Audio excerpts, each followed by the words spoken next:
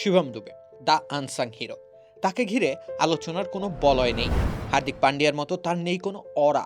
অভিষেক শর্মা কিংবা ঈশান কিষানদের মতো আগ্রাসনের স্তুতিগাথা হয় না শিবমকে ঘিরে।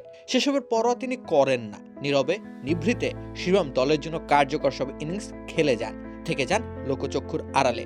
দুটো বিশ্বকাপ জেতানোর পরও তিনি পাচ্ছেন না প্রাপ্য আলোচনা কিংবা মর্যাদা। এই যেমন 10ম টি-20 বিশ্বকাপের ফাইনাল ম্যাচের কথাই ধরুন না। শেষ ওভারে জিমি নিশামকে তুলোধুনো করে তুলে নিলেন 24খানা রান। তাতেই তো দিন শেষে ভারতের সংগ্রহ পেরেছে 250 রানের গন্ডি।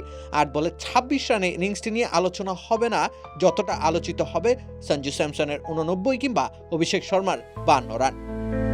94% চিনিযুক্ত অরেঞ্জ ড্রিঙ্কস না, নিন জিরো ক্যাল অরেঞ্জ ড্রিঙ্ক পাউডার।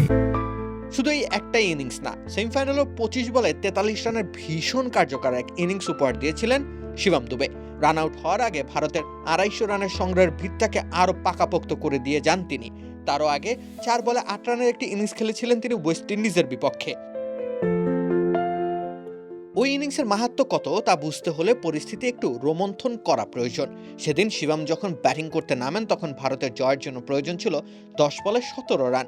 তিনি মাঠে নেমে 2 বলে 2-4 হাঁকিয়ে শেষ ওভারের সমীকরণকে সরল বানিয়ে দেন। ভারত জিতে যায় সেই ম্যাচ। তারও আগে পাকিস্তানের বিপক্ষে শিবমের 17 বলে 27 রানের ইনিংসটি ভারতকে দিয়েছিল জয়ের মানসিক সংকল্প। তার ওই ইনিংসটির কল্যাণে ভারতের সংগ্রহ 150 ছাড়িয়ে পৌঁছেছিল 175 রানে। সেদিন ঈশান কিষানের 77 রানের ইনিংসটি বাদে বাকিদের ব্যাটিং ছিল অতি নেতিবাচক। সেদিনও এই শিবম নীরবে দলের জয়ের রাস্তার বাড়িয়েছিলেন দূরত্ব।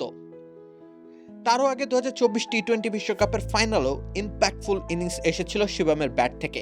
সেদিনও ভারতের সংগ্রহকে 150 থেকে 176 অবধি নিয়ে গিয়েছিলেন শিবম।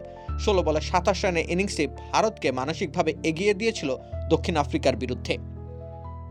তবুও হয়তো শিবম থেকে যাবেন পর্দার আড়ালে। ক্রিকেট দুনিয়ার জমকালো আলোর কেন্দ্রে হয়তো তিনি কখনোই নিজেকে খুঁজে পাবেন না। তাতেও হয়তো তার আক্ষেপ নেই। তিনি আনসাং ক্লাচ হিরো হয়ে থেকে যেতে পারলেই যেন খুশি। অত শত আলোচনার বৃত্তে প্রবেশ করলেই তো বাড়বে প্রত্যাশা, সেই সাথে চাপের অত্যাচার। রাকিব হোসেন রুম্মান, খেলা 71।